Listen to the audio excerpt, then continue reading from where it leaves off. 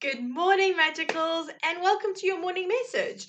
So grateful and humbled to be in this time and space with you. If you're new to the channel, welcome. So glad to have you here. Guys, just a little reminder to please like, share, subscribe. So truly grateful. Kind of gets me motivated to keep going. Lets me know what you're enjoying and what you're wanting more of. Okay. All right, guys. So interesting energy this morning. Let's get started. The first three cards out are our tarot cards, and we're starting off with the Five of Swords. Okay, now this is an energy of defeat, but it goes one step further than this.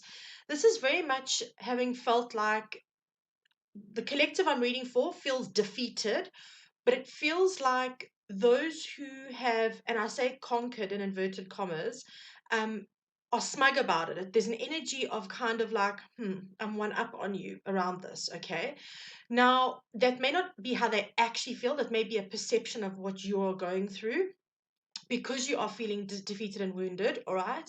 But this is very much a time about now making the choice to move forward. Okay, I know we don't have any choice cards out here, but obviously I'm reading intuitively with the energy. It's you've come from a place of that. Okay, we're tired, we're exhausted. As a collective, I have to say it. I don't really want to say it, but as a collective, it feels like everyone's kind of waiting for the shoe to drop, like something. What next? Between Auntie Rona and whatever else is going on in our respective countries. It's that constant feeling of, oh, I don't know if I can do this. I don't know if I can keep getting up and picking myself up and carrying on. All right. But this is very much about that's the energy that a lot of us are carrying at the moment. But da da da da, in comes the Wheel of Fortune, guys.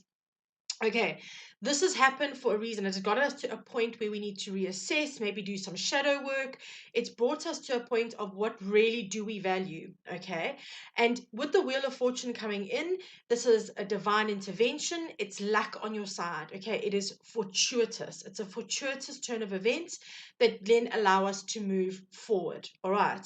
So, I'm going to say this because I have to adhere to my own advice.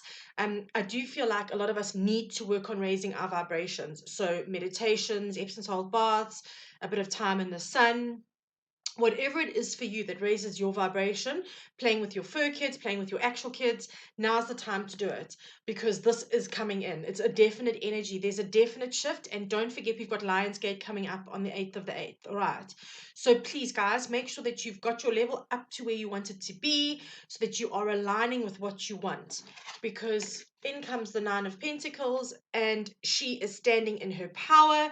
She is not by any means a victim of anything, right? She's financially independent. She's beautiful. She is really, really, really just standing and owning it in her life. She's all that in a bag of chips, right? So this is very, very much about a time of actually moving forward with that.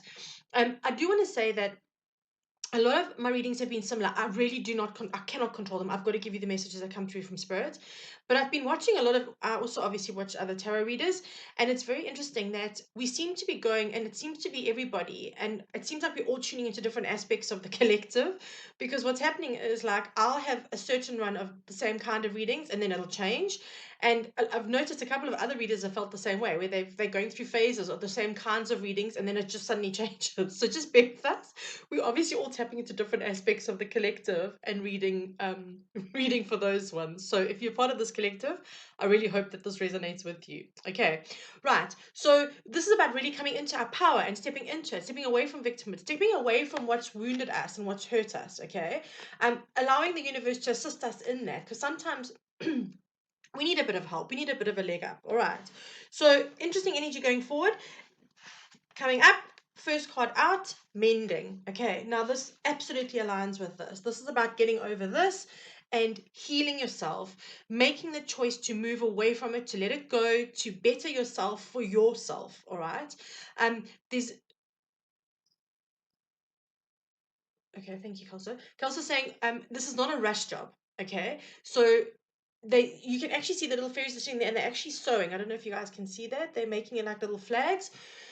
And they kind of almost feel like, I know it's mending that, but it kind of, to me, feels like like a prayer flag. And also it's 52. 5 and 2 is 7. 7 is about spirituality. It's also about a leap of faith. Okay, so taking a plunge at something. My numerologist friend, I always say this, she always says that 7's like the cliff number. It's that leap of faith. Okay, which you can only do if you're in a really good spiritual place. So this is about working on yourself, taking the time. I'm actually, Kelso, the reason Kelso said it's not a rush job is he's like almost saying enjoy the journey. Okay, see where it takes you, see where it goes. That's what's important. All right. So completely in alignment with that. Then we have the Wheel of Fortune coming in, and we have breathe.